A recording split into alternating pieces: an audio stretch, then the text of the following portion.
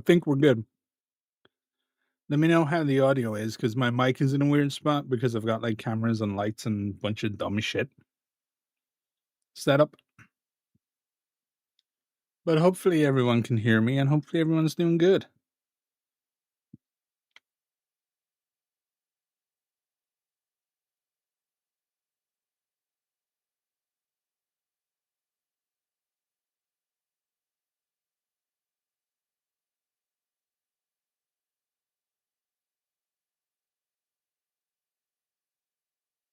Okay, sick. How have you all been? How has your week been? I've been having a week of trying to improve my life, which is never a fucking good place to find yourself in. So I hope you're all in better spots. I have no idea where I'm going to put this camera. I'll leave it here. Will I? No, I won't. I'll move this instead. I'll move this hat and these gloves for some reason that I have on this table. Alrighty. Let's go through some hellos. Captain Goose. Hello, sir. Spesmarine 42. Hello. Patrick Mulcair. Audio seems good. Thank you, bro. How you doing? Levi Brown. Hello. Dan Van. I'm going to pronounce that Dan Van Dunn. I'm really sorry if that's wrong. Hello, sir. Reaver, how you doing? Thaddeus, hello again. Always good to see you in chat. Phoenix, Hidley Ho. Gavin Hammond, hello, sir. Kingdom of Vinland, that sounds posh. How are you? Levi, pretty great. Got my anchorite shrine, and now I'm painting them up. That's always a fucking good thing, isn't it? Bit of painting. It's always nice. The anchorite shrine is still, like, I think, one of my favorite models in the whole game. And got my friends his Heretic Legion warband. Sick. That means games can be played. Thaddeus, pretty good. Never a good place to be, but hopefully it makes the next week's better. Exact. That's, yeah, 100%. That's the whole point. Dan, stressful. Things going to hell here in the US. Things are certainly up and down and in and out in the US. No doubt about it. There's a lot of uncertainty and a weird amount of uncertainty kind of coming back my way too, to be honest with you, because most of the companies that I work with are US based, or even if they're not US based, they pay me in dollars. So I have a very vested interest in a healthy American economy. So yeah, I obviously don't completely understand what it is like to be there right now, but I can feel a little bit of that uncertainty in the day to day, no doubt. Captain Goose, good today. Painting the Red Brigade, sick. I've still been too lazy to, too lazy to set up my printer, which I regret right now. But what can one do? I'm going to go out on a limb here. Tell me if I'm wrong. Are you actually painting the Red Brigade red, or are you being one of these crazy fucks who paints it a different color? Kankan Mahadi? Your main screen looks like an analog horror video. Yeah, it's something should be like crawling around the place. Evil Hand. Trivani, salutations. Hello and welcome. Kankan, howdy. Chemical, how are you? It's been a couple of weeks since I streamed. So thank you everybody for showing up. I took a couple of weeks off. I was super tired and just needed to. Mr. Quimper, you lurk. If you're a lurker, you lurk, yo. That's. I lurk a lot in streams and stuff. Live your life. Be a lurker if that's your thing. Tidiest, thanks. Happy I'm not in the field for this one. I had to miss the last couple. In the field. When you say in the field now, I associate in the field with like out working, probably doing some kind of very official job from entertainment, or because I'm a farmer at heart, that I grew up on farms, in the field, could literally be in a fucking field, to about half my brain.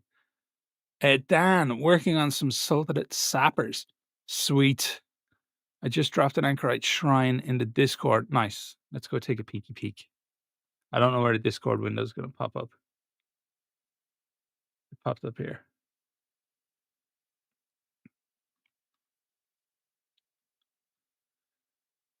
In work in progress or in finished? Oh, in finished. Yo, that's fucking sweet, dude. That is so sweet. The camo. That's nice. Well done. Sorry, I don't have a screen share set up on this. That's something I should definitely take care of and do. That's a really nice anchorite.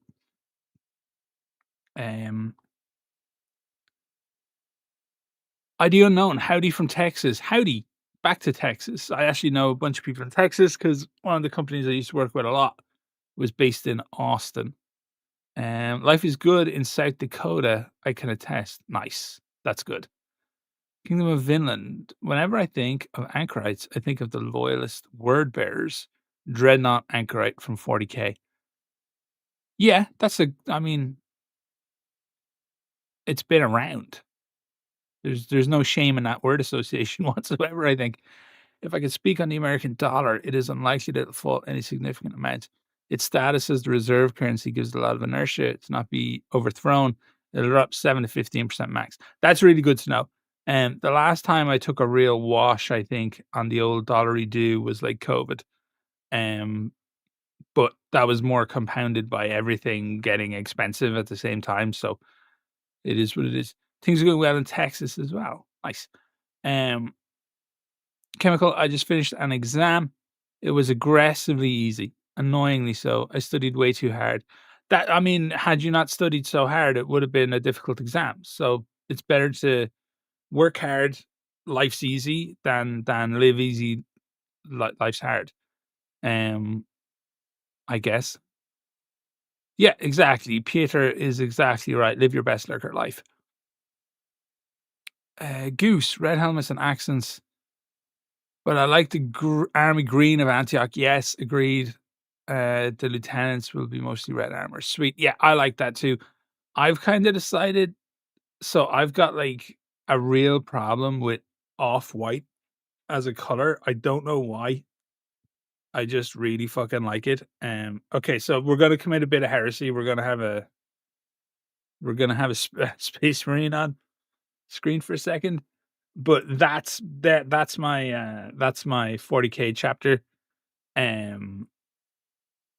The coloring is based on Callus's selected. I don't know if anybody plays Destiny 2, but there's a shader in Destiny 2 called Callus's selected, and it's I use like a bone white, and I was actually thinking of doing a bone white, Red Brigade. As weird as that will sound, it'd be bone white with, I guess, kind of a White Scars vibe. Bone white with like red accents and stuff like that. But that would make them like super stand out, and it wouldn't be very like sensible, I guess, for them to be colored that way. But the joy of being a tabletop game as opposed to crawling through fucking forest somewhere trying not to get shot by a heretic is I can paint my guys whatever I like and just say it's all good. Where was I? Yeah, Goose. And Chemical, once I start my new job, I may buy the Shrine STL. Hells yeah. Get that shit for sure. Tidius, my job has been doing surveys of government buildings all across the US. And when I'm out there, I don't really have access to internet or free time. That's understandable. That sounds like a kind of an interesting job. Are they safety surveys? Architectural surveys? Kind of figuring out if things need to be like touched up maybe or potentially even like sold, I guess. Chemical, not even. I have a 16-foot long scroll of notes. More than half the content on the class wasn't questioned. Well, yeah. It sounds like you worked too hard. So next time work easier. Andrew Barbash, good morning. I used the Red Brigade models for my Prussian warband. They're perfect for that. I like the miniatures better than the originals. Yeah, I think they make great Prussians. They've got that vibe about them. I might will I put a bit of pressure on Kawe to release some giant Red Brigade swords for no reason? I think he might do it if I asked. Um, I don't want to bring politics here, but because of the trumpet, my favorite tabletop gaming shop where I get my Warp 4K Cthulhu figures from closed down. That's some yeah, I'm seeing that all over the place right now. The tariffs are really kind of fucking over some businesses. Um, I saw Catalyst Labs put out like a big statement on how it's impacting them and what they're expecting to do. Cool Mini or not, that big company have basically paused future projects and they don't seem to know what's going on. And I've seen a lot of like smaller shops saying that importing is going to like they're riding too much of a margin basically to know if they'll survive or not. So it's definitely time to support your local game store for sure if they're still around and see if we can ride the uncertainty.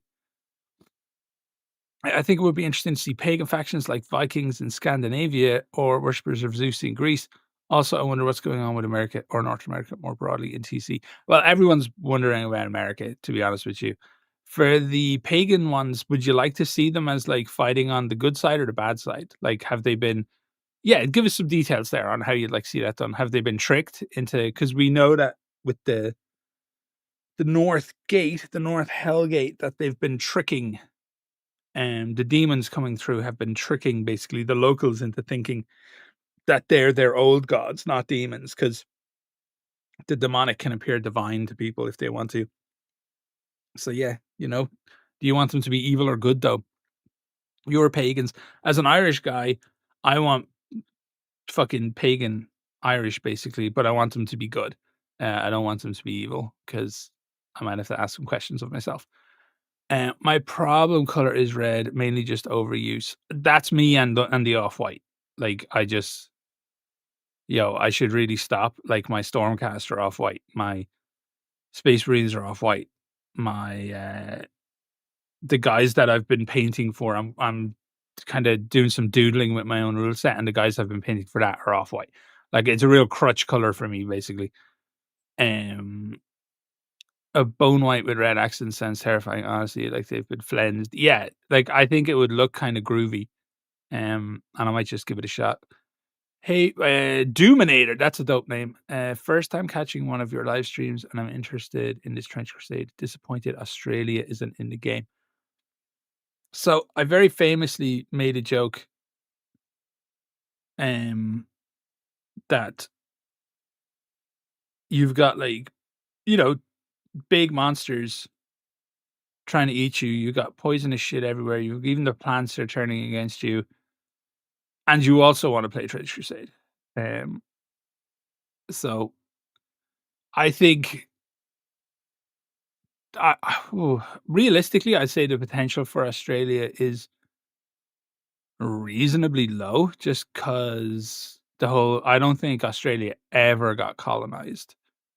And I don't know if they'll get that far in the natural creep scale of the game to have Aboriginal cultures end up being represented. I honestly don't know. Or they could just go straight there. Like it's impossible to know what these fucking dudes are going to do. It's very hard to keep up with them. Why do I gravitate towards red so much? Because red stuff goes faster. That is exactly why. Their condition assessments. So we find out what the status of the buildings are and how much money needs to be set aside to bring them to full functionality. Cool. That sounds really interesting. When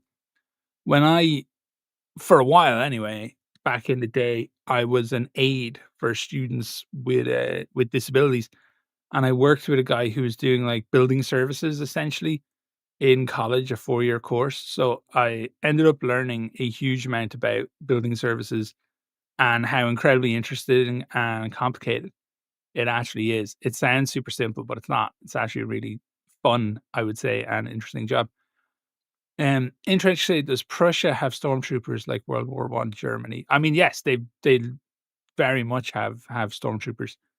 Um, like kind of one of the biggest aspects of the warband. Jesus, I'm running out of words. The warband in the game is that it does actually have stormtroopers. So, um, why doesn't Hell just work together to conquer Earth after they can fight amongst themselves? Treacherous state. I mean, it's a really valid question, time's up, but it's also kind of answered by the fact that the best and brightest and the people who control their worst aspects traditionally don't go to hell. So it is somewhat fitting that they would all like fight it out and backstab each other and betray each other and all that kind of shit. You also need to consider that hell aren't really in any rush. They weren't expecting the gates of hell to open, and when they did, they were like, "Okay, groovy, let's go fuck around and do some stuff." But we have no idea what hell's actual end game is, or even if they have one, or even if they care. Maybe for them, the gate opening is just a source of power for them because they can now go out, round people up, bring them back, go epic magic. It could also just be like, think about you wake up in the middle of the night, you go to the kitchen and the fridge door's already open. You're like, fucking sweet, man. Look at that sandwich. Like, we don't really know what it is that hell wants to do. We're just kind of assuming they want to kill everyone on Earth, but I don't think they do. And they also have infinite time, which we just don't as people. Like, we don't have infinite time, they do.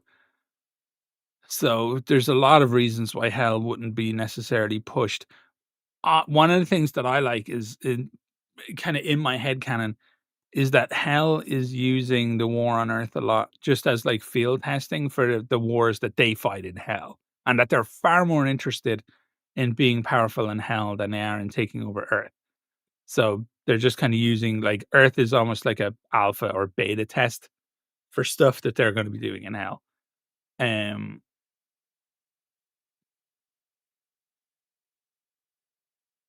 I lost my place in the chat. Giant swords would be great. It would be great. I'm actually going to message Cow in now, and I'm just gonna. Sorry, Cow is the guy who runs Westphalia, and I'm just going to say do big swords for fun, and see if he'll do them. Do you think they'll add special models of the different warband variants? Yes, the devs have said they want every warband to have their own models, and we all do too. Like we one thing I've noticed is people cannot get enough of variants and variants of variants. So because interestingly, there's no real characters in the game, every model becomes a character. So you give that guy a name. I've even seen people go so far as to print like new warbands for campaigns, and the old guys go in a little display box on the shelf because they've lived their lives or they've all died or whatever. So people are really into the idea of a lot of variants of models, and the devs want to do that too. Gavin, I enjoyed the recent story about Burke. Are there named individuals as player characters in the forces of the militant Christ? No. This is one of the things that I don't like. People have said they really want named characters, and I don't disagree. I think named characters would be really cool, and they can have profiles that we can bring in and stuff. But I don't know what's in store for the rule book because I haven't seen anything about the rule book yet. Tomas is great and wonderful at sharing lore with me and all that kind of stuff, but he's also understanding that I too want to be surprised by some things. So it's not like I've seen the entire rule book or anything yet, so I don't know what might be in there. Westphalia has a weapons collection on their My Mini Factory store for free that has some swords that you could upscale a bit for a Prussian tank splitter. There you go. I might just get him to do like a cheesy guts style sword. Greek Zeus Tesla style army would be insane. Also, hi Scanner, hi folks. Hey Manda, how are you? I want to play Yankee Doodle while I turn Arctic Troopers into jeez. That would be pretty dope. I'd like to see pagan factions fighting alongside the Christians, but it would probably definitely be a significant tension between them and the Christians. I agree, there would definitely be a big tension between them and the Christians, but I've noticed the thing about the Christians is there's a lot of tension there anyway, even with other Christians. So it's something that could be explained away. I would actually say the faithful do a much better job of setting aside their differences and focusing on the task at hand than the forces of hell do. So that's probably something they'd resolve afterwards. Excellent reading in the 1490 Doom story, by the way. Thank you so much. I really enjoyed that. I thought they did a great job writing it, and I'm currently working on a story for when the campaign goes live. I'm gonna publish a video that will be one of my stories set in the 1490 Doom universe, and I think I've landed on something fun and interesting. So we will see how that goes. Uh, like steampunk Tesla coil guns and shit. Or praying to Zeus Yahweh would be fire. Yeah, I would add like um imagine the stories you could have of them developing their tech. So like they're trying to figure out a way to have somebody run as fast as Hermes and he fucking blasts his own feet off or something like that would be pretty funny. Tragic, maybe.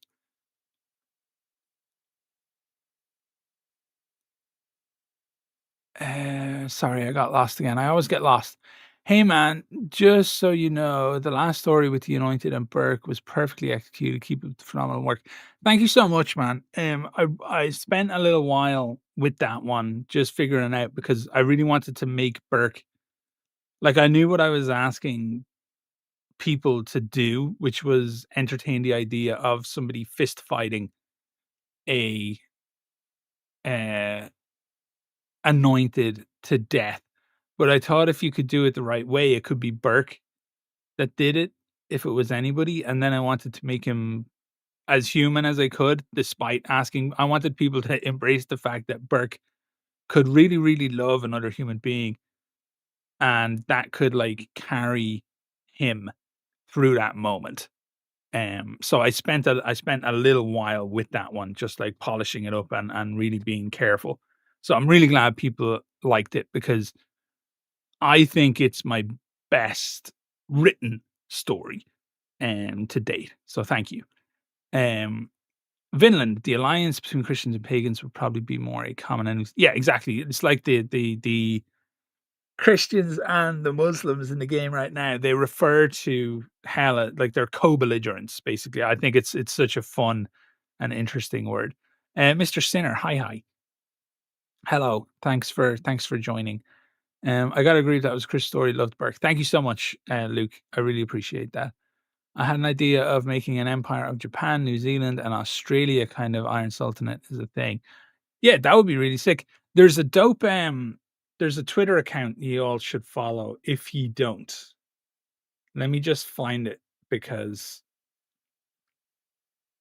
I lose stuff a lot and I'm terrible.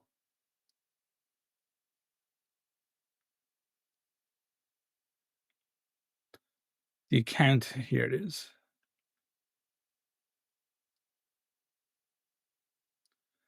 So this is the account. I'm actually working on a video about the stuff that they as far as I know, there's a big language barrier problem here. First of all, let me just say. So that's the account, and they tweet about a fan project from these folks over in China,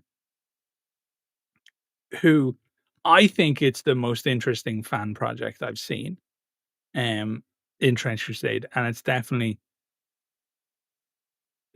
very talented people working on this thing. So I think it's worth going and checking out. Um, they do some really dope shit. I'm just gonna turn on my ring light. Give me 2 seconds. I forgot it would get dark. It's been kind of getting a little brighter here. Um,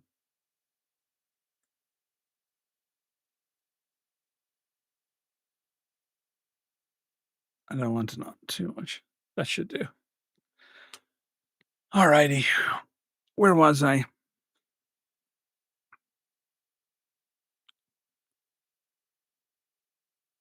Boop, boop, boop. I had an idea of making a yeah. Okay, yeah, we got that one. If you can't hurt the creator, hurting its creation is the next best thing. Exactly. Amanda, I'm also a fan of Irish myth, and the heretic submarine warfare plays right into the Fomorian myths. I love me some Fomorian myths. Evil from the sea, huge potential there. Yes, I agree. I love Irish mythology so much. I love all mythology so much, if I'm honest. Maybe someday I'll do some videos about mythology, but I don't think they would be on this channel. I think they'd be on a new channel. Where are we with Dracula? He's not answering my text anyway. That's all I'll say. I just love the idea of him fighting on the side of the church. Yeah, we don't know where we are with Dracula. We know there's the Order of the Dragon, but we don't know if Dracula's involved or if he's doing anything or if he's alive or dead or if he even existed or if it's an Order of a Dragon that came about via other means. So, as per usual, where are we with the thing in Trench Crusade? We don't fucking know. The short about the Beast Lords is awesome. Love the idea of them as mobile temples for the path. Hoping you know something we don't on that front. I don't. I can say that right now. I don't. That was just me writing. That was me in campfire mode, I like to call it, where people in the world are just going to try and explain things and have reasons for stuff happening, and that was one of those. So I'll say that to you right now. I don't want you living in hope, leash. Thaddeus, I wonder if there's a way to make it so completing a glory point objective feat thing got you a unique advancement option. So doing cool stuff adds to your mini story. That's really interesting. You should add Tomas about that one in the Discord because I feel like he'd be really into that. Naked units, baby, let's go. In addition to trench ghosts, I'm working on a set of World War One shrine tanks for the faithful. I'll be doing World War Two German for the damned. Oh God, little on the nose. Trench systems to be more World War One themed, but it looks more mixed with a lot of historical events, both recent and new. Yeah, they've got they're kind of more advanced than World War One by a degree in certain elements of the tech. So that's definitely there. No, we're going to stick with naked units. I think they're naked now. I hope it's not Dracula. I like the idea of them running into historically accurate Vlad the Impaler a lot better. Yeah, I think if you're an army, you worry more about historically accurate Vlad the Impaler. I loved how you wrote the Anointed as supernaturally driven as opposed to empowered. The way you wrote him did a great job of making him feel supernatural, like mortal things don't really matter. Yes, that is so. I never know if people actually want to talk about writing or not, even though like I'm quote unquote a writer.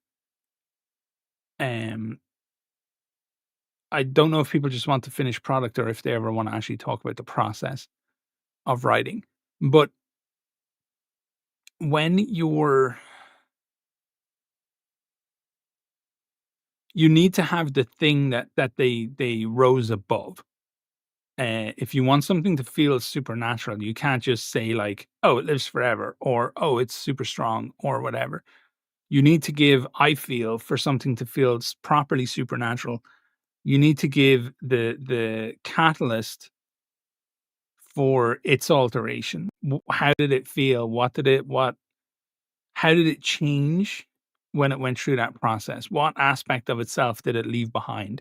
Because that's what separates the supernatural from the natural effectively is it's like the way I think about millionaires and billionaires, right? If we think about it from a money point of view, what separates people is more than any other thing with how you experience life, it's money.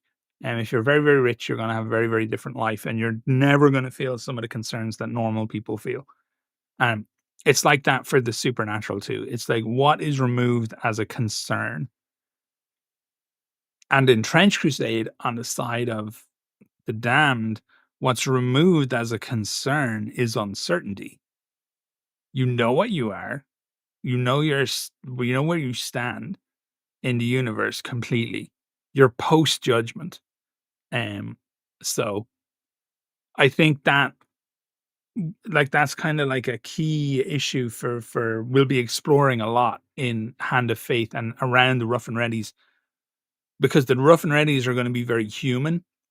Um, it was very tempting to not explore an aspect of Burke like that, because it turns him into a big softy. Like when you give him concerns like that and you give him that kind of weight of pain to carry around, and you're not using it as a I think a lazy way to write that story would have been the Anointed killed her, but I don't think that would have worked. Like the Anointed was just Deckard in Blade Runner, but okay, slight segue here. Deckard in Blade Runner, in the original Blade Runner, he's not a real character, right? He's a camera. He's a reason for us to be in the room with what's happening. And that's what I wanted the Anointed to be. Um, I wanted Burke to be like processing this thing, and I needed somebody to be witness to it instead of just Burke doing it on his own. And the Anointed made sense because it gave Burke something to work his emotions out with and to risk giving into the bad thoughts. So yeah, that's probably too long spent explaining that one aspect of it, but that's where my brain was. Um Dan, personally, I like things not being overly explained lore wise. Don't want to keep things too tidy story wise, more room to grow new ideas. Yes, I also very much agree with that. I've said it before 1,000 times. I really think one of the worst things, not one of the worst things, that's a really strong way to say it, but one of the things that if you could go back in time and reconsider about the way Warhammer 40K developed, it would be a lot of the Black Library has a lot to answer for, I think, because it's led to people thinking that the game is what's in the books instead of what's in their hearts and heads when they're playing the game or reading about the game or whatever. So just my take on it. Captain Goose, so excited for the Order of the Dragon, working on some of my own lore. Sick. Let me see it when you're done. We're glad the Impaler was sent as a young boy to the Sultanate as a bargaining piece and learned alchemy to make vampires. Dude, that's a fucking sick take. Like that's um a really fun way to explore that character and how the Sultanate interacts with the rest of the world. Like it's a really good double hinge. I'm working on some scanner style battle reports. You breathe such life into the world and make it relatable and believable despite the setting. Okay, that's all the glazing on your writing style. No, I'm loving it, man. Keep it going. No, that's cool though. I've got some battle reports coming soon. It's taken a minute because basically I've just been like way too busy with real life work, but now I have time. And the good folks at uh, Monster Fight Club were nice enough to they sent me out some goodies, some terrain, that I'm gonna use for some battle reports, and I will do like those narrative style battle reports that I like to do, and probably do like a little campaign over time or something.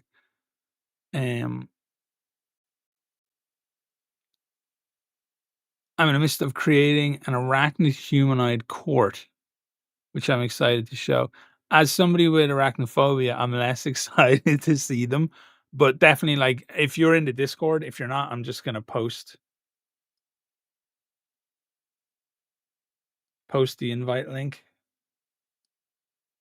Do, which I always take forever to go because I never really learn how Discord works. All right, there's the Discord. If you ever want to post them in the Discord, do. Yes, Deckard is Harrison Ford. And I will be brave and look at them. Ian Watson is a great Black Library example. So yeah, okay, I think I'm all up to date on chat. We really have to actually do some painting tonight, maybe. So I'm thinking about this witch quite a lot. I just gave it a zenithal like 6 weeks ago. I never actually got round to putting even a lick of paint on it. Painting recap. Maybe. I still have to finish Clive as well, whom I love. I gotta do the armor for old Clive. I gotta do the red. The sigils, which I'll probably do with like white ink and then red ink in on top. But I don't know if my hand let's check how shaky my hands are with this today. Yeah, that's maybe a bit too shaky to be doing the thingies. I'll have to wait and probably do it in the morning when I shake less in the morning, which is pretty good.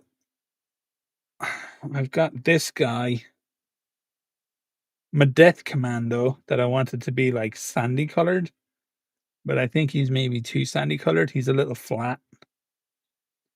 So he might get a redo, possibly, or I might just paint panels on him or something. I honestly don't know. And I started this guy. I was doing like a hobby hangout in another YouTuber's Discord, and I started painting him using the John Blanche paints from Army Painter, and they're really nice paints. I love them very much, and I love the set. But the metal color in it is so fucking annoying. It actually really pissed me off, and I like stopped painting, and haven't gone back to that model. That's how bad that metal color was, and that's how it made me feel. So every other color in that set though is delicious. So fair play to them. I just won't be back to that one in a while. I like the idea that there are different aspects to Path of the Beast. Maybe there's an aspect of the Spider for ambush style, an aspect of the Abyssal Hunter for Lampreys or Anglerfish, or so on. Yeah, me too. I was thinking about how you make some of the stuff more animalistic, just because I like stuff that's animalistic. So, Gavin, there's a fair bit of the world unexplored, it seems. Is there anywhere beyond the war, as it were? Yes, there's like basically the entire world, and places where life is fairly normal and unaffected in the way of Australia or America in World War One and World War Two. We can only assume yes. We don't know enough about. We used to be fairly confident, I think, that it was mostly centered in the Levant, but then they put a Hellmouth up in like the Kola Peninsula, up in northern Europe, and that kind of fucked everything up, I think, for our theory crafting. And now we feel, at least I think, a lot of us in the community feel like there could be like Hellmouths everywhere, and probably will be depending on what the narrative requires. But yeah, even Tomas will say like the major war itself ebbs and flows, and things can be pretty normal in the world. Like, one of the things I'm really interested in is, so I think a lot about what a Trench Crusade book could look like, and how I'd make it kind of different and interesting. And obviously there's the whole, you take something like Hand of Faith and you just make it a book. Like, you can do that, or you can have like a detective who is trying to solve them a murders, and the murders end up being tied into a like secret bunch of heretics. Like, you can do an almost Sherlock Holmes style story or something like that. Like, the world is big enough and varied enough, and enough of the world is not seeped into war, but still close enough to the war where you could do almost any kind of story that you like. So that's pretty cool. I've mostly been exposed to this game through you. But finally got to play my first game on Wednesday. Nice. Tomas was not kidding when he said it's the best rule system he's ever written. It's such a great game. I'm really glad you're liking it. I think it's a great game because it's accessible and challenging. There's enough depth there for it to be, for it to be like a complex game once you really get into it. But the initial rules are simple enough where you can just go. So that's quite cool. Like there would be probably like a ton of rules mistakes in my battle reports. I'm really looking forward to people making fun of me in the comment section. But also if I do narrative battle reports, they'll never fucking know. So it's all good. But what faction did you play, Brewing? I guess I can just call you Greg, right? Because it's Brewing with Greg. So I'm just going to call you Greg because calling you Brewing feels weird. Thaddeus, I did a battle report a while back, and I also recently wrote a piece featuring an anointed. Your writing style is one I'm interested in learning from, so it'd be cool to put them side by side. If you ever want to send me stuff so I can have a read of it, please do. I'm always curious to see what people are doing. I'm going to butcher this. Josiador the Strong, working on a pagan warband that were drafted into the new Antioch Tides and later deserted, finishing up my anointed who joined them after leaving her heretic legion. That's actually a really fucking fun background. It's like a really good way to join the other side is to feel like you've been putting it almost against your will. And thank you, Mike. That's awesome. Let's go have a look.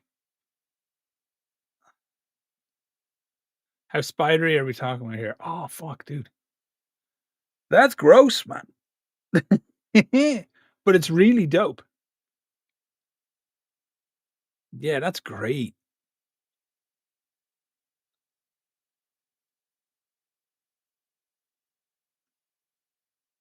That's going to be sick.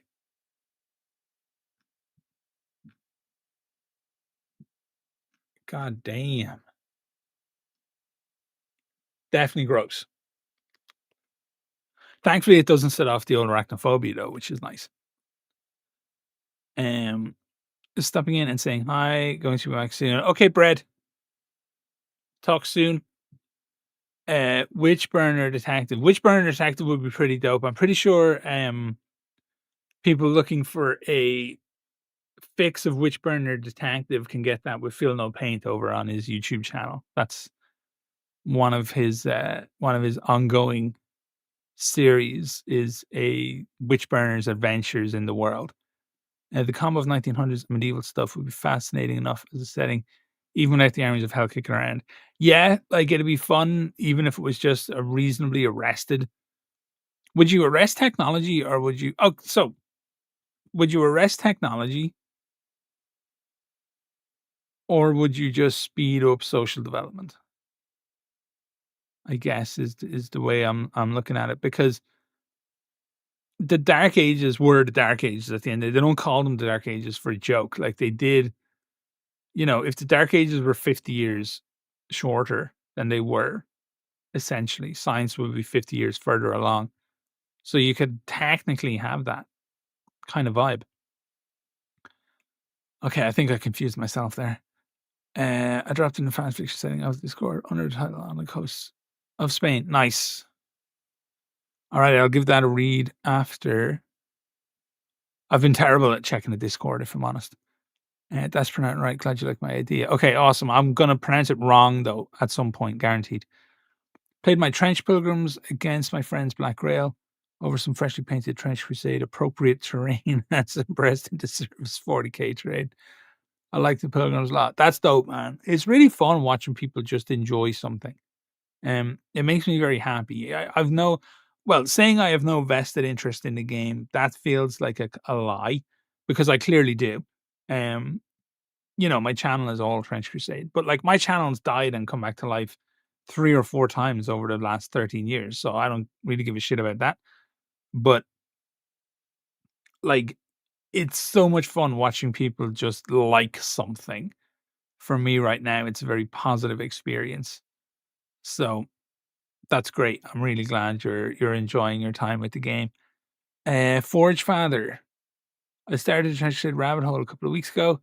I probably wouldn't have enjoyed it so much without your great videos. Started my first models last week. Sweet. What are you working on? What models are you working on?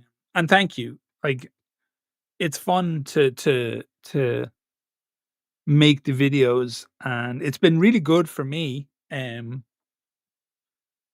think I just enjoy the writing, and it's really get like I've always liked writing. Like ever since I was a kid, I've loved writing, but I've never had consistency of purpose in my writing. I was always just very happy to do a story and then like move on and stuff. But with Trench Crusade, I'm really into it, and I've kind of been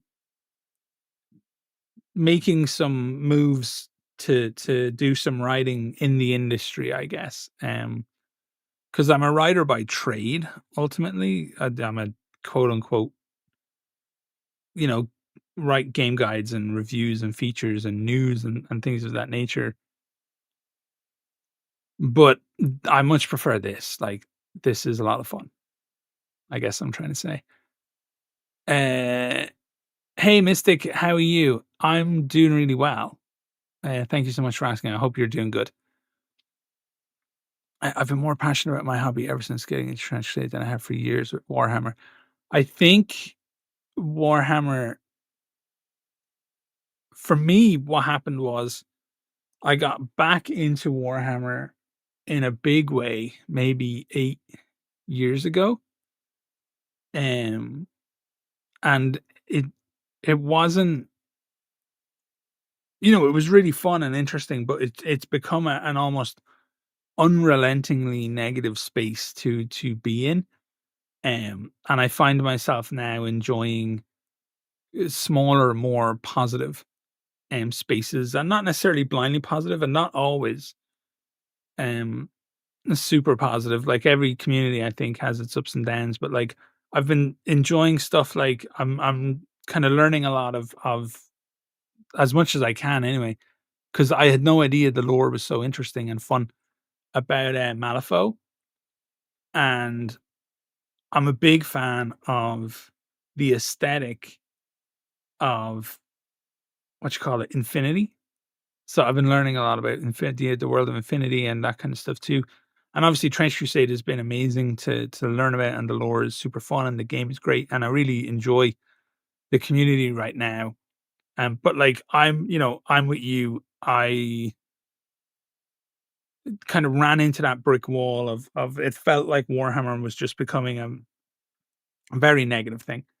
Um, and there's a bit more kind of positivity in the stuff that I'm going into now, or at least have been going into over the last 2 years or so. So, um, thanks. And I can't imagine running a big Discord and a channel in your spare time. I appreciate all your work on it. Thank you so much. Yeah, no, I'm terrible at it. I'm really terrible at running a channel and a Discord and all that kind of stuff. I just like kind of potter through the day, vaguely remembering to do things. Um, and I think that's how my wife would describe my entire life. So, oh, okay, good. Um, Marcus, I can't wait to see what you do with the Black Grail when you've delved into them fully. I'm going to be taking loads of notes. So, mild spoiler, I guess, but like the Black Grail are going to feature pretty heavily in the next Hand of Fate.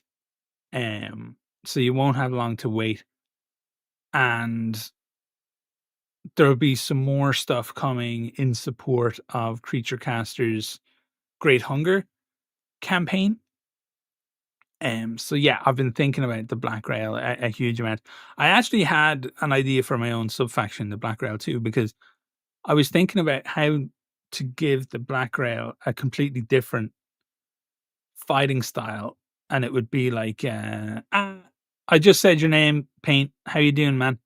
I was just telling people to go and check out your channel because we were talking about Witchburner detectives, and I was like, I've got somebody, I've got someone for you.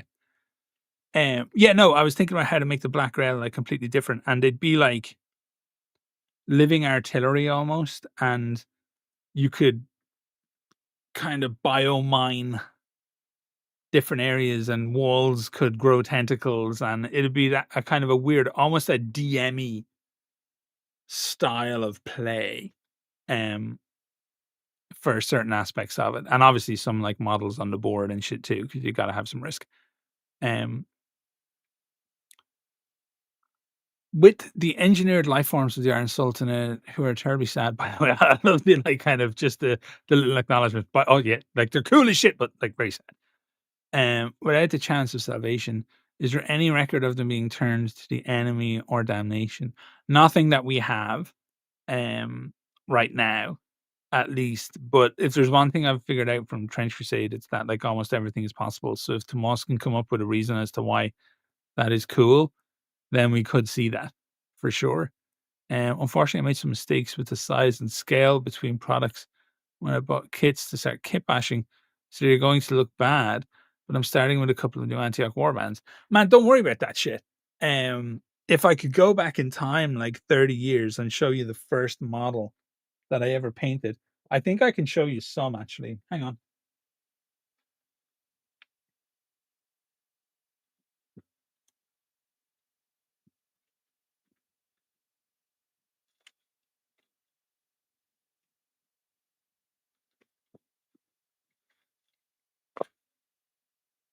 Where are they?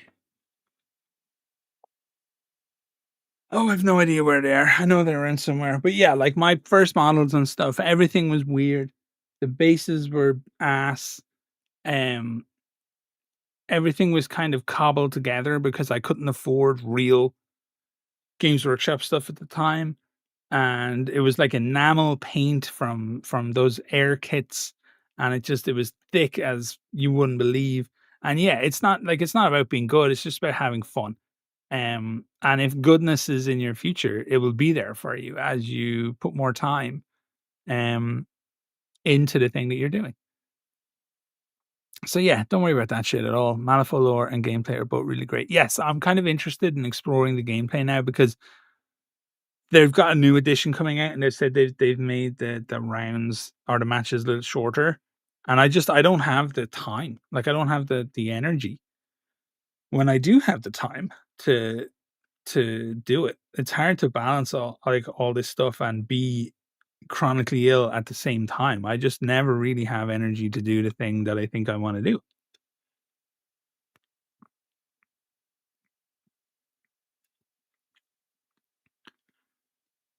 I'm doing a Polish force with the Prussian variant rules and a Red Brigade force. Sick. Everyone's digging on the Red Brigade, man. I'm very happy because I think those sculpts are beautiful. I really do. I think they have so much character in them. It's fantastic.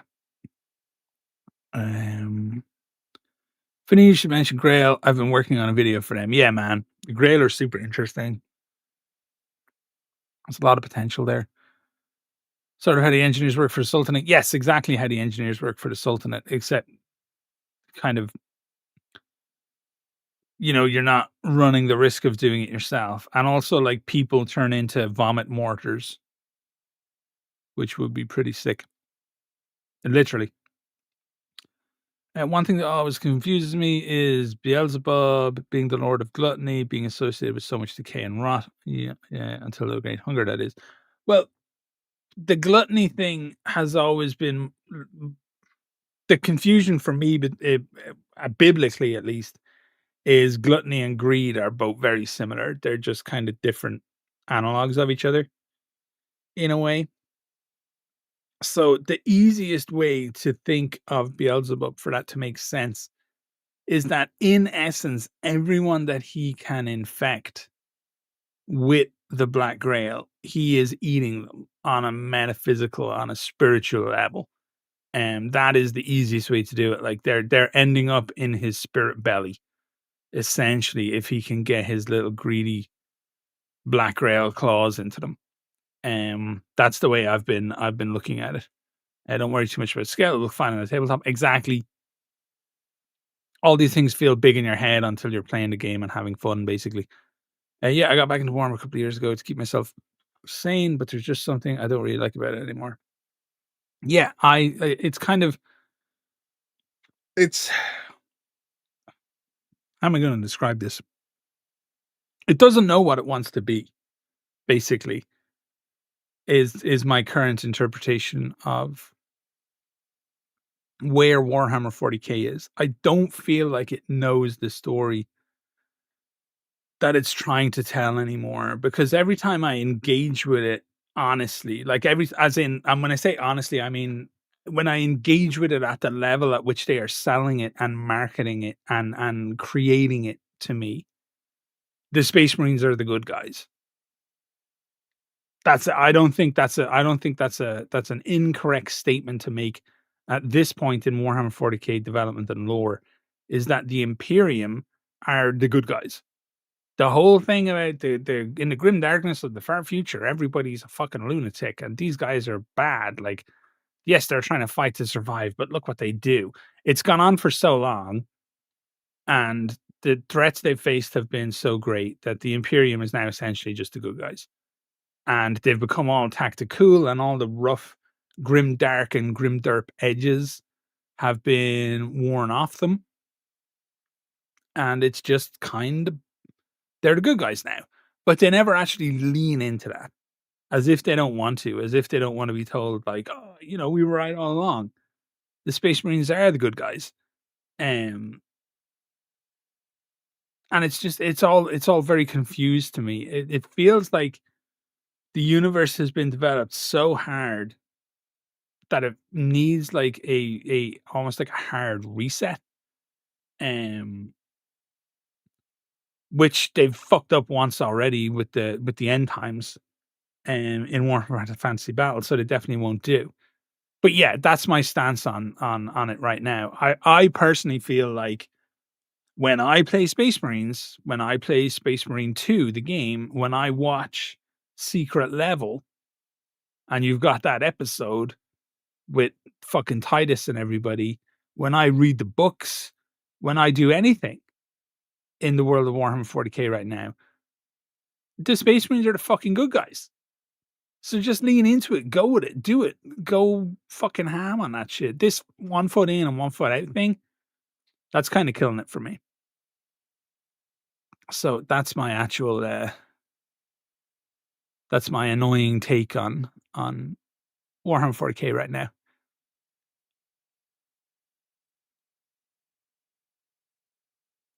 I wasn't too much into the Grail at first, but the Dirge warband has captivated me. Yes. The Dirge are fun in that kind of weird way, because it takes something that shouldn't necessarily, like, trying to understand the emotional motivations of the Dirge is a great challenge. And one of the fun things you can do for yourself when you're playing a war game is invest in a warband who will live an existence that you will never live, so that you can try and understand what it would be like to be in that mental or emotional state. And the Dirge are right there as incredibly high interest people. It makes sense that Gluttony and Greed would be the most invested in the mortal world, while the other demons would be more preoccupied with the affairs of hell. Yeah, exactly. Like, my mom's trying to stack up the gold, Beelzebub's trying to stack up the flesh, and the rest are just kind of lost in the sauce right now. They're still trying to. It feels like they're trying to get their feet against two players of the game who are just really fucking good at what they do. I don't know if that's retracting messages really, or if it's auto deleting stuff on you. So let me know if Doom. Let me know if you actually removed that, or if it auto modded you, because I don't think the auto mod should be on. I just want to make sure. I miss when the Tau were the good guys. The Tau get a lot of shit, but for me, the Tau are cool as fuck. Like, maybe I'm stupid, but I really enjoy the different aesthetics of all, like, you can't name a faction in Warhammer 40K that I wouldn't collect. They just all have inherent interest to me. And the inherent interest of the Tau is obviously giant fucking robots. That's just me. Every heretic is a means to my end. Who's the heretic? Where are they? Duncan, I've been playing around with an idea for Seven Courts Noble who's after the Throne of Sloth. I really liked how they have non-standard interpretations of sins and how they interpret their place. It was poking around the idea of a sloth is the notion that she doesn't do a lot herself, working on trading favors and cat's paws so that she's not the one directly acting. Yes. Um, I think a sloth demon who is extremely lazy almost in a singular aspect of existing, but then also invokes laziness in other people would be very, very interesting. Um, and just kind of plays the game in this very long, drawn out affair, even for a demon. Like laziness is essentially weaponized patience to a degree. I would say. Could a heretic force reconsider their faith and become something like atheist or Buddhist? I That's a hard one to say. I think so. I kind of made a point of it in the Fire and Frost story where there was that moment where um the heretic was like, "Do you think God will forgive me?" And it's just like, "No," and just like stabs him in the heart. That wasn't like a declaration of how I feel God will behave. That was just the character, like the character saying, "No, I don't think he would, and I'm not going to. Fuck you." Um, I think there's always, as long as you're alive, there's always the kind of contrition as an option, but I don't know really. Um, that's really down to Tomas to set that kind of a standard as to what he wants. So I stay away from fucking around with stuff that the big G or the big J or Satan or Lucifer would be talking about. I keep myself to the lesser demons and angels. Duncan was talking around with worst fire team with her representative sort of representing that burden on them. Bread, I'm back. Howdy, Bread. What are you up to? What are you doing? Daniel, I love that in Judaism, Bob in Hebrew translates to the Lord of Shit. I did not know that. Interesting. Dominator, I find Warhammer 40k and AOS has the wide spectrum of different subplots, and it's all very confusing. Yes, because everything needs to be the main character um, for someone, you know? I get it, like, the world is incredibly big, but, like, I gave up trying to follow the idea of a unified story, um, in there. I might get back into it more from a lore point of view. I've always engaged with Warhammer primarily as a player, I think. So I might get back into it more from a lore point of view and see how it goes.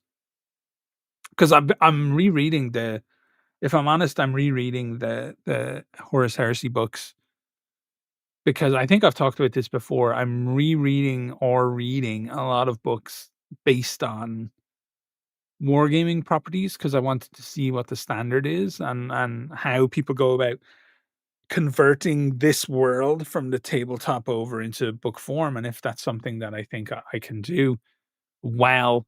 Um, like I have every intention of writing a book in the Trench Crusade universe.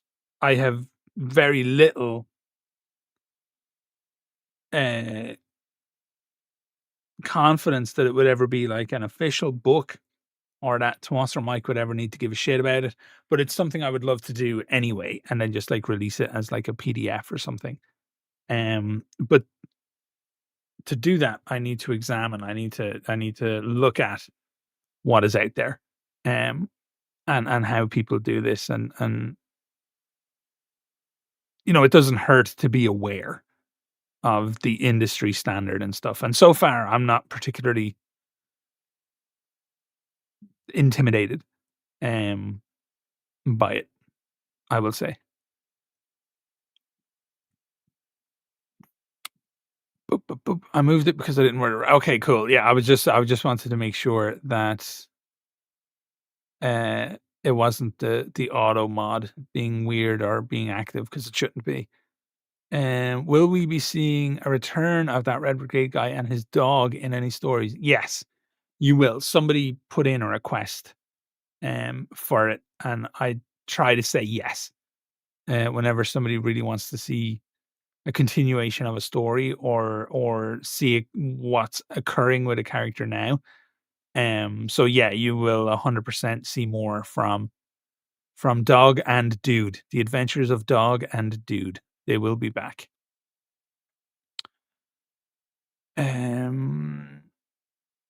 Hello. Would you ever consider making some Christian Balkan forces that are trying to push out the heretics out of their territories? Something like the Hajduks. Let me know if I pronounced that wrong. Who fought to push out the Ottomans? I mean, I'll consider just about anything, but I'm just some fucking dork on YouTube. So it'll really be up to the devs as to whether something like that occurs.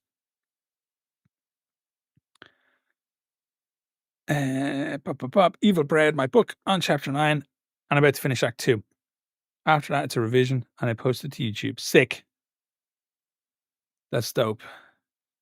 Any fun takes on other sins? I've been fascinated by the line between wrath and righteousness and how that might blur. I would say wrath is, for me, the thing that instantly sprung to mind anyway when you mentioned it was that wrath is violence without thought. You know, you lose yourself in the emotion of wanting retribution or what you perceive as being retribution over a slight, real or imagined. And then righteousness is essentially the exact same thing, but with an ego. Like you are convinced that you are the person to take the action that you're taking, I think is righteousness. So there's a huge amount of pride built in with righteousness, I think. They're close analogs, I would say. Righteousness and thanks, Lore. I've been not fucking up and butchering people's languages the last couple of weeks, which makes me feel pretty good because normally I'm shit at it. Warm 40k Lore is a wonderful mess of some very good books. Yeah, agreed. There's some really kind of fun shit in there, and there's a lot of it. Infinite and the Divine does an excellent job talking about beings who don't deal with time in the same way as mortals. It's such a fun way to look at things. Let me check that out.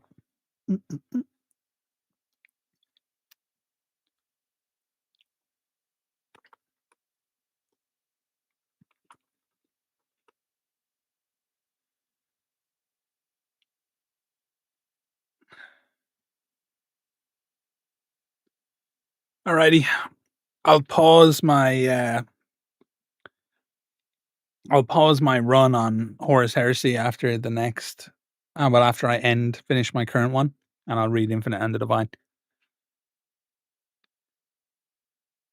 I thought the Infinite and the Divine was a bit of a slow burn. Right when I was getting bored with it, picked up and started the action. It's 2 old men, millions of years old, still competing in a petty squabble. See, that's fun. The first 40k book I ever read, that's one of my favorites. Okay, sick. I will check it out for an English. Okay. The first 40k lore book I read was Dark Sky, Black Sun, when I was probably too young to read it. Nice. I'm actually going to check what the first one. I need to do this with Google.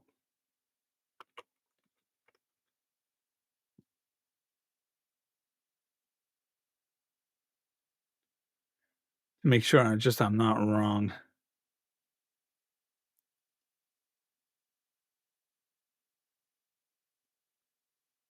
Yeah, it wasn't even a Black Library book. I don't think the Black Library existed at the time. It was a book called Red Thirst. And yeah, it wasn't Black Library. because I'm an old bastard. So I got it off a friend and read it. Read Hell's Reach first and then over again because it was so good. Hey, Ferrum, how are you? Hope you're doing well. Dark Sky Black Sun by the Emperor. Yeah, I think when I read Dark Sky Black Sun, I was probably about 12-ish. Do you ever really remember, like, can you even imagine being 12? I can't. I think about it sometimes. I imagine what it was like to be so young. And it's so long ago, I can't remember.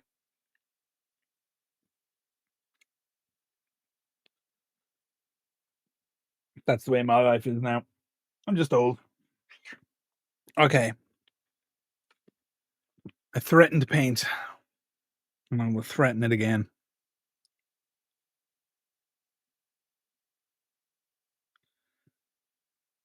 What color are we going with for the cloak? I'm sticking really to the John Blanche paint sets. Because I want to understand whether I like them or not before I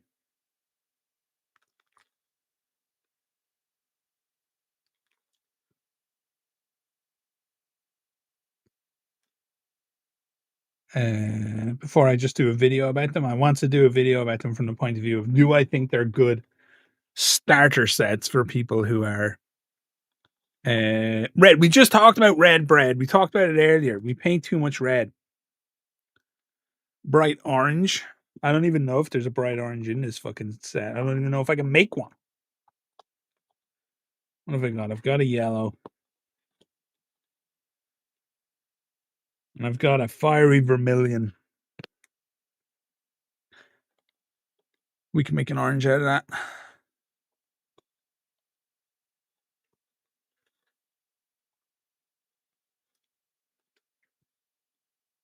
Wet palette.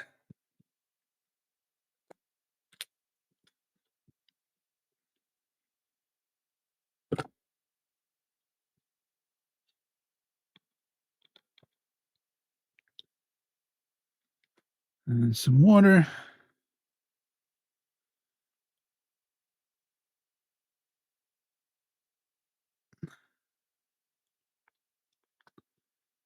I keep having ideas for warbands, but I don't have a 3D printer and game stores are almost non-existent where I live. Just write them down. Like, keep your ideas. Ideas are as valuable as miniatures, I think. Maman and the Golden Helmet.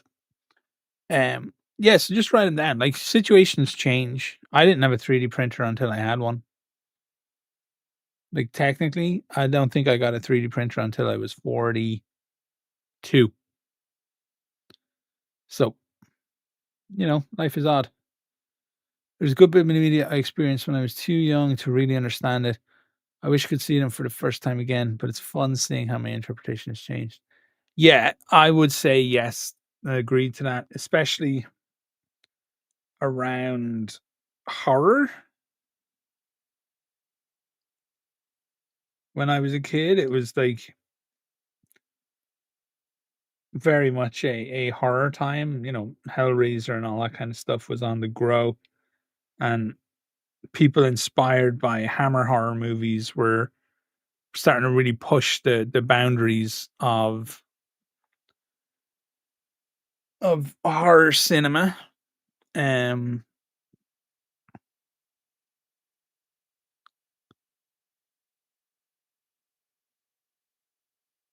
Thanks for stream. I was able to finish my 9th. Sick. That's dope. I buy on eBay. Lots of printers there. Yeah, eBay, Etsy. Printers all over the place. A bit more pink would be less intimidating. That's true. You can always just get the rules, test them out with bases. Yeah, exactly. Just little standees. Write your ideas out notes on paper. Evidence hard Google Note sheet. Edit with the names even more for certain ideas.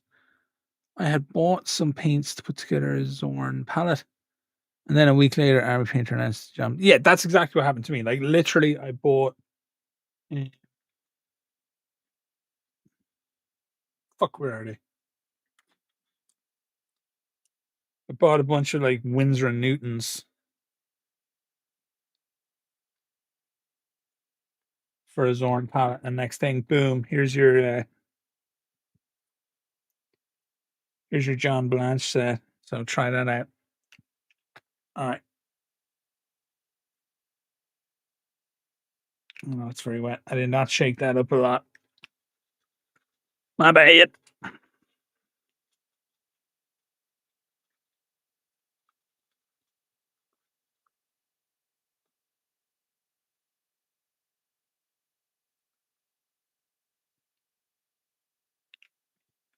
Now, the one thing I will say is I keep going back and forth on speed paints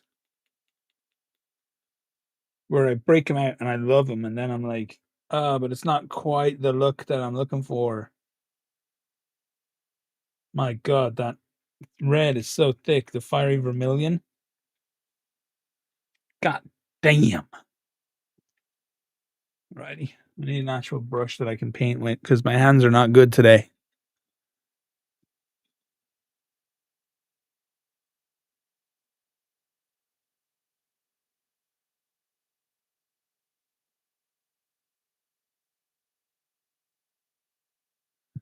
That's too big.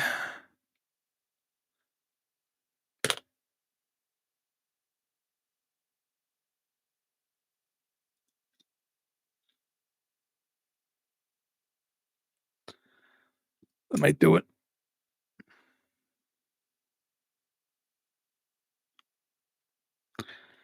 Yeah, I love the speed paints. Volkov, it is live. Are you live?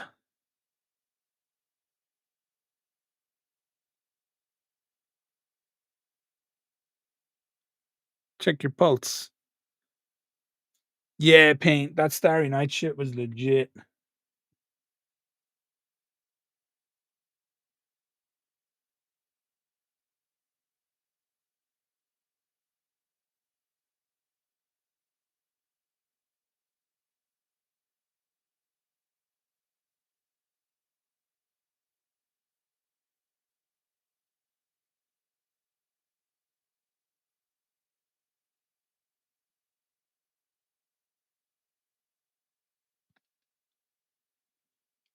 Okay.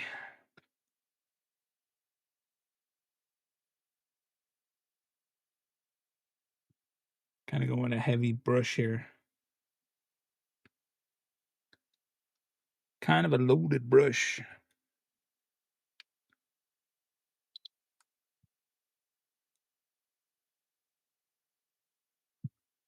Got cat hair on this thing.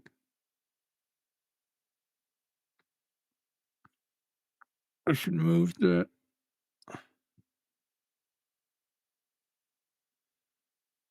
screen back to there. That back to there. But yeah, I love the Army Painter speed paints very much. I'll say this: I don't do sponsorships because they make me feel weird. But I'm pretty sure I'd do something with Army Painter because I feel like if I did, that would be genuine because I absolutely fucking love those things. And I've been impressed with the John Blanche set.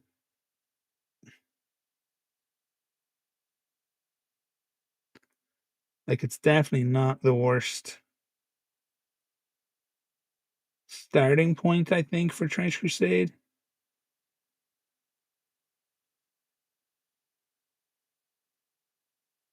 Which obviously makes a ton of sense because both the set and Trench Crusade are heavily inspired by Mr. Blanche.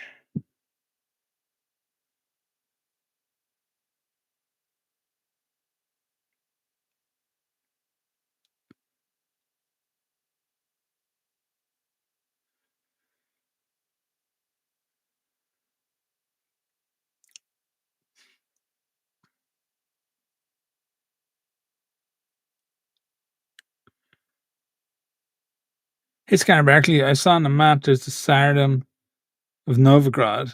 I'd like to help with the lore. I know a lot about the history of Old Rus and Orthodoxy there. We could write something in Trench Crusade. I mean, yeah, we could, man, but I don't write the lore. Like, I'm just a YouTuber. I'm not a dev. I'm just a guy. So the thing to do there would be to hit up the Discord and post some stuff in the fanfic sections because I know that devs check them a lot.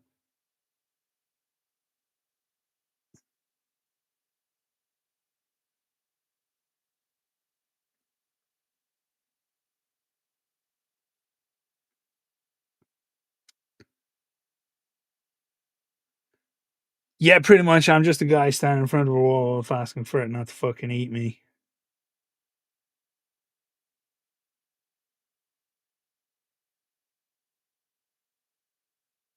I'm just a guy. Or wasn't it? I'm just a girl standing in front of a guy.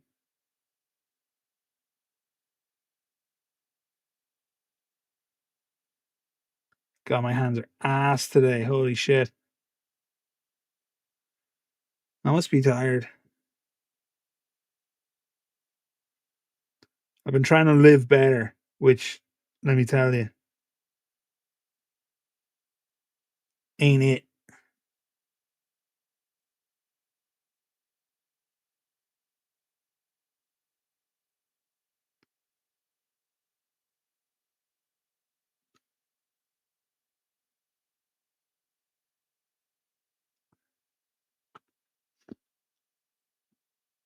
I've been putting short stories.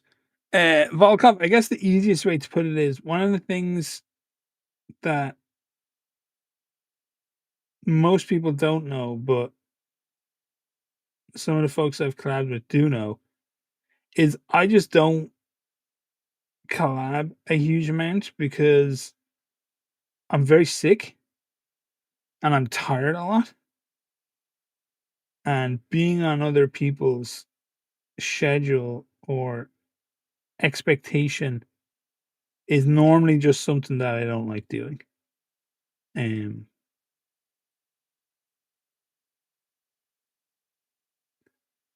and I guess that makes me kind of rude, but it's very hard to explain to people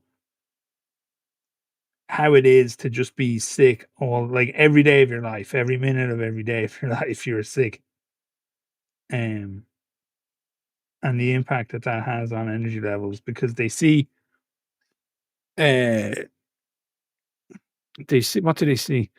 They see the videos and all the stuff and they go, oh, but Scanner has loads of energy, but like most of the time I'm just dying. Like I'm literally like sat here right now just dying because that's the default state. That's just how I feel. So you just kind of get used to it, if that makes sense. And anyway, long story short, I can be terrible to collab with because I get cranky, I fucking get tired, I get ill, I get nauseous, I get all this stuff, and it's just bad.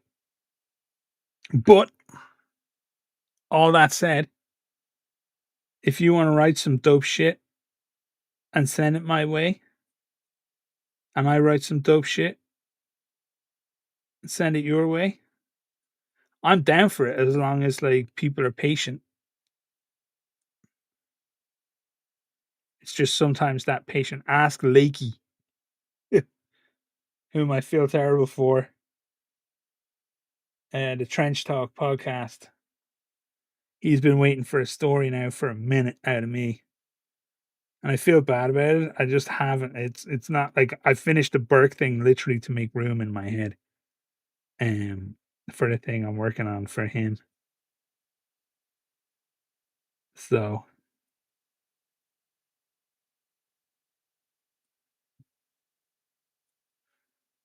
I realized I didn't even have I don't think I even had the model on camera there. That's super smart.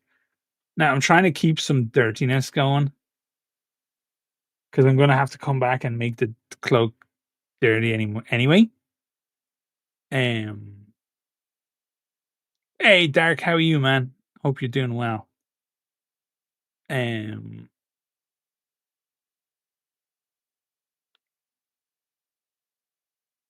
So I'm just gonna kind of like leave it.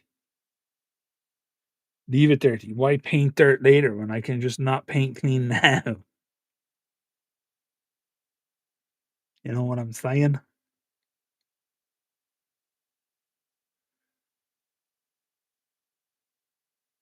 And of course, I got a big splotch of orange exactly where I don't want it to be. God, my hands are just betraying me big time today. Woof.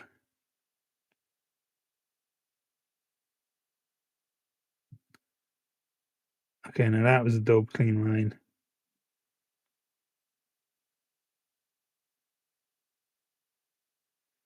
It's actually kind of, I know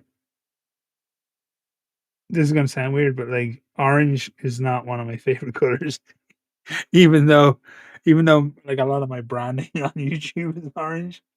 Look, don't ask. I'm just really good at getting myself into situations that I regret. And I really regret my orange branding. But every time I try to change it, the video underperforms. And somebody comes along and goes, I didn't realize this was you because it wasn't orange. And I'm like, fuck, we stuck being orange now, boys.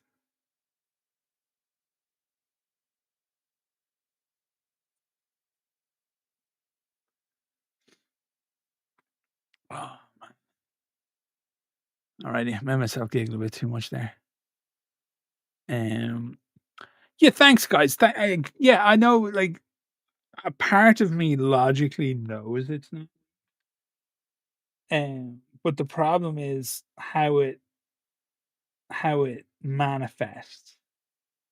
Like you just some days like I swear down, some days I just don't reply. I'll get a message, I ain't replying to it. It doesn't it just doesn't work. That's not, my brain doesn't work that way that day. And so I don't reply to the message. And then I feel like just incredibly rude because I didn't reply to the message. And then I feel like I have to go through explaining it to the person whose message I didn't reply to. And it's just this massive like awkwardness. Ask anyone really who deals with like long term chronic illness, and they'll tell you the same thing. It's just it's not the way it is, but it's the way you feel. You feel like you're consistently rude and standoffish, even though you're not. And kind of that's just the way you feel, I guess. Um,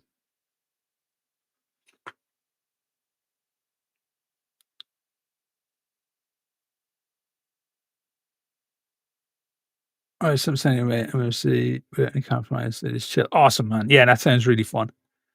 Wolf is for wolves. Wolf is for wolves. Only thing I don't like about the Jamalan set is it doesn't do well with white mineral spirits if you use enamel oils like villainy ink. How are the villainy ink stuffs? Because I'm torn on them because I like mixing up my own stuff, but I also don't like mixing up my own stuff sometimes when my hands are fucked. Because I've had more than one or two instances, shall we say.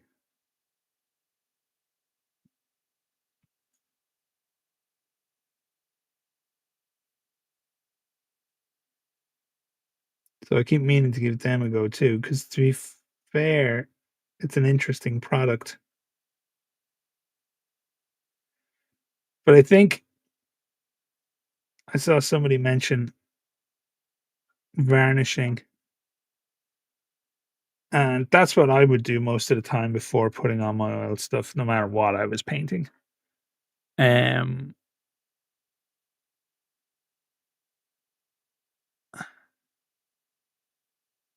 all right, not the worst orange in the world, considering I mixed it up myself and it's on over odd zenithal that I fucked up anyway. So we'll call that a win.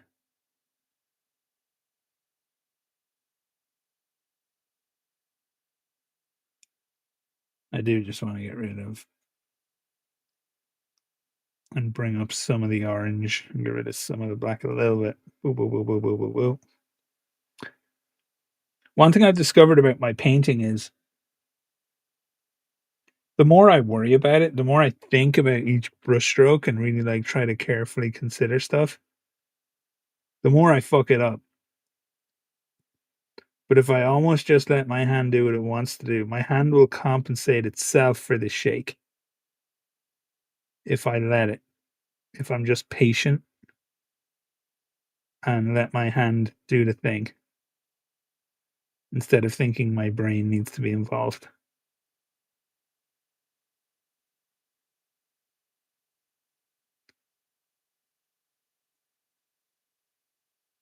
I might do a black line on the, yeah, maybe. Hmm.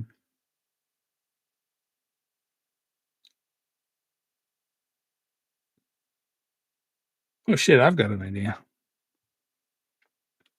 Or do I? Because I forgot I'm using the John Blanche set.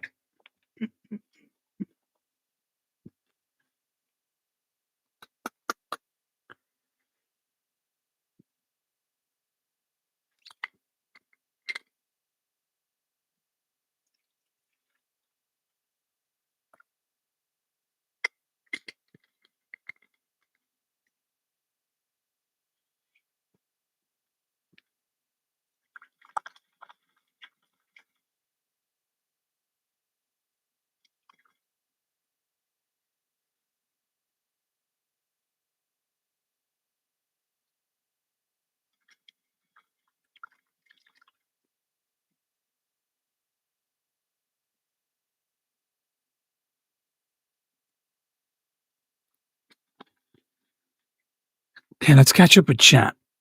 Doesn't that technically make you, for sure, an official mascot of your channel? Let's try them on. My Cinnaback guys, from somebody who's collabed with you in the past, you've got to take care of yourself.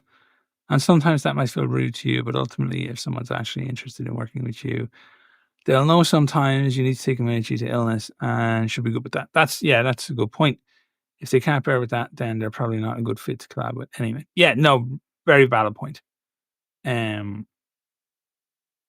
Marcus, I enjoy the Villainy inks. I've been doing my terrain with them a lot. I'll post some pics in the Discord later. Sick, thank you.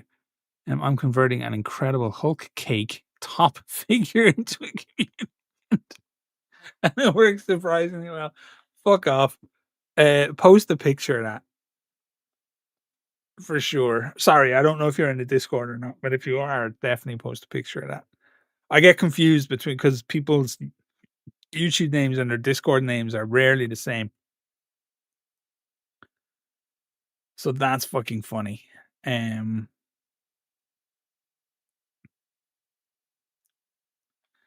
So yeah, one of the things I've noticed about my painting is I'm kind of currently stuck between styles. It's like I'm trying to figure out what road I'm walking down because my origins as a painter are the old heavy metal style because that's most people's origins when they were my age was seeing the stuff in heavy metal and White Dwarf and having that kind of a style.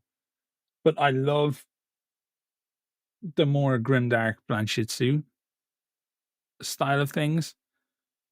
So I feel like I want to explore that and invest in it. But it's like everything else. Like I want to do that and then I want to do the other thing and then I want to do the other fucking thing. And it's hard to focus. I've been trying to declutter my brain. Because I feel like I've destroyed it with the internet. I used to be smart and now I'm whatever the fuck this is. And I lack focus. So I think what I need to do is I think I need to do a little painting project for the channel and on the channel and do it publicly where I explore that grimdark style of painting and trying to get good at it and become that type of painter. And I think that would be funny because I can talk a lot about my failures. And I actually, what I can potentially even do is reach out to painters with that style so that it's not just a boring, I did this and I did that and I did the other. I can have little snippets of conversation with people who paint in that style. Um,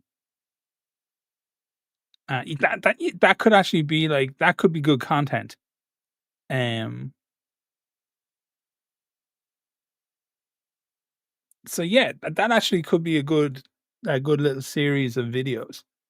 Um, which would be a lot of fun. It's like I had this idea for a podcast the other day called the podcast would literally be called The Other Thing, because I would talk to people who were really known for one thing about something else. Like I've noticed people are far more multifaceted than internet fame gives you room to be. So you've got people who might be like, you could have like a famous game designer, but they're also like super into opera, but nobody ever wants to talk to them about opera. So if you give them the opportunity to talk about opera, they're really into it, and you have these massively passionate conversations. Um, I just think a lot of the internet right now is trying to throw everybody into a niche, like really triple down on a niche, and that's not always something that people want to do. So yeah, no, okay, back to the original. I told you I'm scatterbrained. Um, back to the original thing. I think a series exploring grimdark painting and the processes and talking to some of the bigger, better known grimdark style painters out there might be quite interesting. And then talking to people who maybe very much contrast that style too.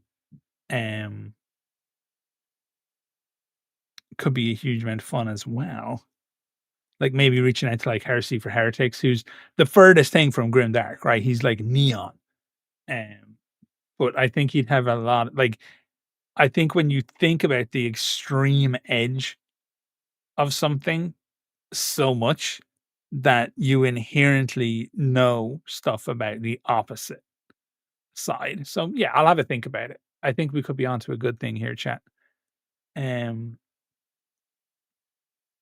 Dirty Down Rust as well is the best Rust. It is the best Rust. There's no lie detected. It is certainly the best Rust. Now, I like to use it delicately, but it really adds meat. Just the little lumps of the chain cloaks that these guys wear. Um, I really enjoyed using it on them, and I'm looking forward to just absolutely horsing it onto the what you call it, desecrated saint model. He's gonna be lousy in this shit. Um, that would be a lot of fun. You, Sam Lenz, and Louise from Rogue Hobbies would be such a fun mix of personalities and styles. That'd be hilarious. I would not deserve to be in the fucking same continent, I think, as Sam Lenz and Louise when it comes to actual skill as a painter. But I think when it comes to curiosity, I'm a very curious person. So uh, I think there could be a lot of fun there. Sam Lenz is a ridiculously good painter. I love he can like I think he's one of the most aware painters on YouTube in that he can paint outside of his own established style incredibly easily, and he can turn it up or turn it down depending on what he's trying to do. And yeah, he's just I think he's a real this is going to sound like a real stupid thing to say, but he's a real pro. Um like he knows exactly what a model needs and he does that thing. He's a very interesting guy. And then Louise is obviously Louise. Like she's just, I think, one of the most interesting people in the hobby space right now because there's a fun refusal from her to deviate from the path that she's really curious about right now. And I find that very inspiring. So, like, I was talking about the fact that I appear to be the most unfocused person in history. She appears to be one of the most focused, basically, is what I'm picking up on. Doom. I deal with chronic illness most of the time, and I manage to deal with most things social. Mind you, I come across as a rude asshole half the time, but honestly, I've really stopped other things. Yeah, it's tough when, like, I definitely feel like I come across like an asshole a lot. I try not to, and I really put the work in social circumstances to not do it. Uh, to not come across that way because I'm also big. Like I'm a big guy. Um and I've been a big guy like my whole life. Like I'm just bigger than most people. And especially back when I used to like do weights and stuff, you could see people looking at you and being like, "Oh God," you just seem scary to people. I think when you're big, and it feels weird. And I didn't want to be scary to people. I wanted to just be nice. Um, so you kind of learn to do that thing, and you don't want to be an asshole basically, because if you're big and an asshole, it's definitely a bad combo for a lot of people, and you don't want people to feel uncomfortable around you. Um, a Trench Crusade Total War game would be pretty fucking sweet, no doubt about it. Being loving your videos too, Barkley. Thank you so much. I really appreciate that. It still kind of fucks me up that anybody would want to watch them, if I'm honest. Like it feels great. But it's really very interesting. You can do better Rust without Dirty Down and doing the right layering below, but it's an easy option for a wider user base. Yeah, that's exactly why I like it. I launch on because Rust isn't uniform, like so. I like to I like to put on different. Get out of my way, my own hand. Like there's a couple of different patina effects, I will call them, that I like to do on my miniatures, and the Dirty Down is really just here because I don't want to lose the detail to it. So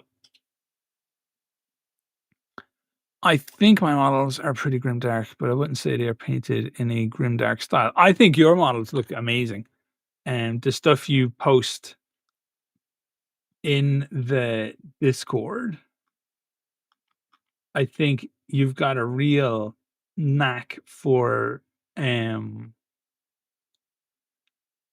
I always struggle with how to talk about painting. You paint the entire model in a way that makes sense based off how you've painted the rest of the model. There's a consistency of tone and feeling across your models that I really, really like. I have found a lot of people will mess that up a little bit. The arms and legs will almost look a little different somehow. Hail from the Heretic Legion. Thank you for inspiring me. Saint Brush, thank you so much for the $6.66. Love the thematics. Um, Thanks a bunch for the super chat. I think they're called. I greatly appreciate it. Um,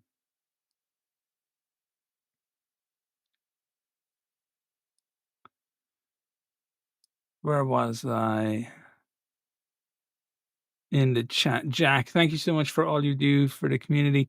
I've been working on lore and models for Scandinavian Force. Any theories about how we could expand the lore in Scandinavia? Thankfully, they've kind of given us license to expand the lore in Scandinavia just by saying that the court that come through the Kola Peninsula Hellmouth, they like to pose as um the old gods for the locals. So you could have people who are falling for that doing the court's bidding, and they're a group of berserkers. And I really feel like a good default. Oh, my cat's going crazy. A good default um warband for any of those kinds of rules are, I think, the Air Rangers. I think they're a great way to build up and explore and use as a basis for a lot of kind of Northern European warbands potentially. Or you could just have them as a loyal, like they see through the lies, basically of the demons, they can't be fooled, and go about it that way and explore them that way. The bonus to having you as a lore Sherpa would contribute a lot. Yeah, that would certainly be interesting. I'd get, I sit down and I'll plan the possibility of the series. I think it could be a lot of fun, but it's always best to assume that people like might not uh want to talk with me. I see you mean Ghoul, your paint job still works incredibly well on them. Yeah, like Ghoul's paint, like seriously, if you're in the Discord, go to Finish Pieces, and I think Ghoul's work is really good. Like there's just a consistency of tone and color across them, which is really good. My God, I missed that fucking diorama of the Tyranids. Holy shit, fuck. Y'all are crazy. Y'all are doing some beautiful work in there.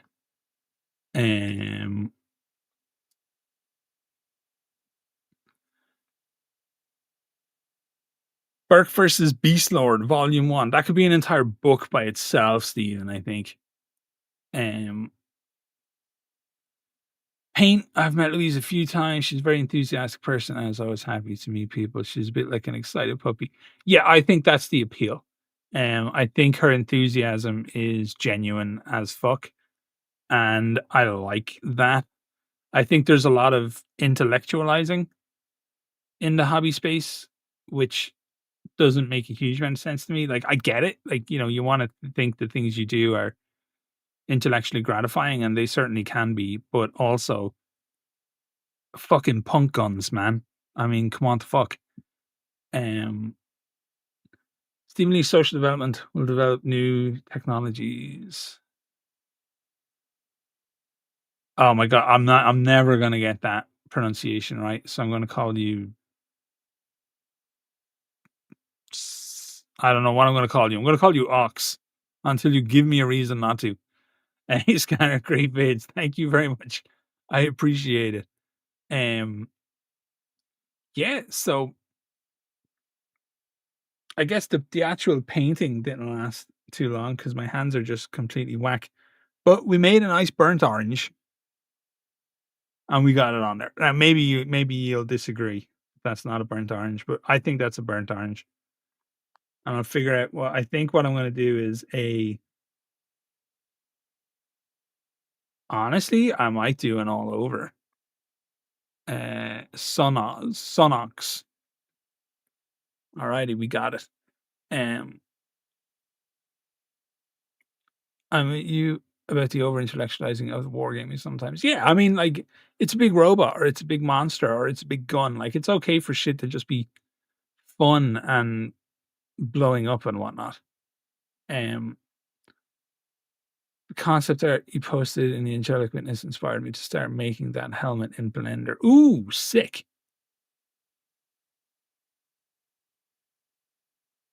Y'all are so fucking talented. D Quirk. Hey man, I was just wondering, I've always been interested in getting involved with a company group producing a real quality war game. Do you think if I reached out to the devs, I could maybe intern? I doubt it. I would say it's a pretty small and focused op. Ideally, to intern, you want something on a much bigger scale to intern with, because an internship is inherently about like educating you and teaching you. That's what a lot of companies get wrong in their concept as an internship, because like, I had some interns in previous jobs, and what you want to do is you want to teach them, you want to educate them, you want to make sure that setting them up with a value concept for what they can bring to the work. And I would guess, like, I can't speak for the devs, but I would guess right now they're just way too busy and to be able to do anything like take on an intern, um, or anything like that. I'd say there's a ton of companies in the gaming space who would be more than happy to take on an intern, but you also want to be careful that they're not just looking for free labor. Um, and basically, here's the best advice I can give you. I think, um, if you want to get involved with a company or a group producing a real quality game, you need to sit down and have an honest consideration for what can you offer a company or group producing a real quality war game. And if you can't think of something, you should develop something. You should develop a skill set. From my look behind the curtain, I would say a lot of these companies, they need things like editing.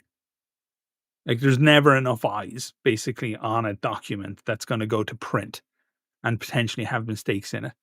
Or they might need somebody who understands a lot of statistics when it comes to playtesting. They might need somebody who's good in design layout.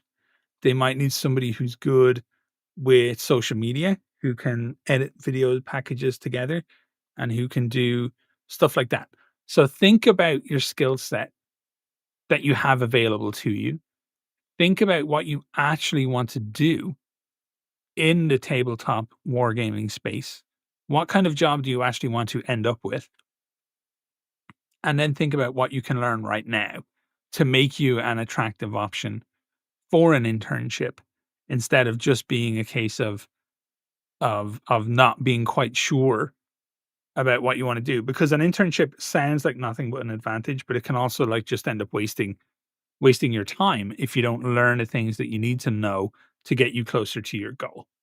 Um so yeah, there you go. That would be my that would be my take on it. But ultimately the only people who can tell you if they would have Cloudy Cat, be quiet. If they would have intern kind of possibilities available would be the devs themselves. But I would say it's worthwhile considering the things that I talked about before reaching out to anybody. Doom, well, it was great catching you on a live stream, and hopefully I'll see you on a future stream. Catch you later, dude. Thank you so much for dropping in, Doom. I really appreciate it. Um, no problem, Quirk. I think it's I think it's fun, and it's commendable to go after the thing that you want to do, and you should definitely do it because when I was young, I did not do it. And I don't want to say I regret it because I think I had a lovely life and I think I had good jobs and I think I learned a lot in those jobs. And I think I met my wife and I think I met a bunch of wonderful friends and stuff. But like I'm doing it now. Like I'm trying to get into the board game space now because it's still a fun dream. Thaddeus got to go. Unfortunately, go check out those buildings, bro. In case I don't get back, really enjoyed the stream and thanks for having us. No problem, man. Thank you for spending time with me. That was fun. Um, what have I missed? The advice I've heard about breaking into creative industries is to do what the industry does on your own first. Yes. If it's video games, you design a video game for TC, maybe write homebrew law rules. Yeah, exactly. Like have a portfolio. Um, I got like I kind of I tell people all the time when they in an old job, I would have people like sending in applications and stuff, and they wouldn't really have too much in the way of work in the field, which makes a lot of sense, right? You can't work in an area if you're not getting a job in the area, but you can do it at an amateur level. All an amateur level means is that you are not getting paid for the work. It doesn't mean the work is bad or the work is low level or anything like that. Amateur literally just means unpaid. Um, the concept of professionalism is that you get paid, but most professionals get fucked for what they get paid. So just put the work in, learn, do your best work outside of a system, and then use that work to get you into the system. Clyde, you're being incredibly rude, cat. Don't scratch that chair. That chair's worth more than you are. You little rat. We got burnt orange on the Bomba Boobas. Yeah, we did. We managed to get some burnt orange down. And then I started faffing around and talking again. But there's definitely orange going on. I'm the worst paint streamer ever. But it's hard for me to paint and talk at the same time because I find talking so much fun. Alrighty, who did I miss? I think I got everything. Dark Age Rush, Scanner, any speculation about what the Americans might be like? None. None at all. I think I'm all speculated out on the Americas because I think I know what I'd like to do with them, and then I think I know what I'd like the devs to do with them, and then I change my mind every like 3 or 4 days. I flip flop and go back and forth on what might be cool with the Americas. And if there's one thing I've learned, I will say this from the stuff that I know that isn't public, I've learned to just expect the unexpected. So take that however you wish. Looking forward to doing more 1490 Doom content. Yes, very much so. I've got I'm working on a short story for them right now, which I will set live. Actually, I'm going to check the count. I'm not going to say I'm going to set it live until I know exactly how far they are away from 3K. Yeah, so they're on 26,040 or 2,649. There's the OFT kicking in right now. Once they hit the 3,000 mark, I believe they can go live with the campaign, and I'm gonna have a story ready to go for them that I think will be nice, and I'll pop that up. I've been incredibly happy, I have to say, over how people have just engaged with that story on its own merit, and just listened to it and enjoyed it. Because I want to be able to highlight sometimes games that I really think are interesting and fun on the channel and help them, even that little bit that my channel will be able to help them. And it's no good having 80,000. What a number. It's no good having 80,000 subs on YouTube if you can't introduce those subs to something interesting and new. If you always have to ride that one rut, it's you're not doing anything with your channel to better the space, if that makes sense. You can ride the rut hard and better your pocket, no doubt about it. But are you like, let's say I do a video about 1490 Doom and it gets them to their 500 people closer to their marker or whatever. I think that's a great video. I think that's done something worthwhile. So yeah, I'm delighted that people were enjoying that. Duncan, I mean, my countrymen are already cloudy. You don't want to open the door. My countrymen are already not very friendly during wars. Insert war crime joke here. So I can't imagine they'd feel that different in the old Crusade. Holy shit! My cat's losing her fucking mind.